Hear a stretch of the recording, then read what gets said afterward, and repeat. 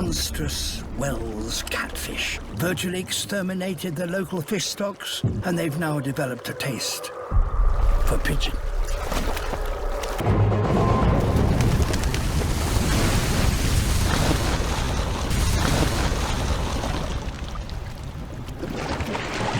This is a radical new hunting strategy for what is normally a bottom-dwelling fish.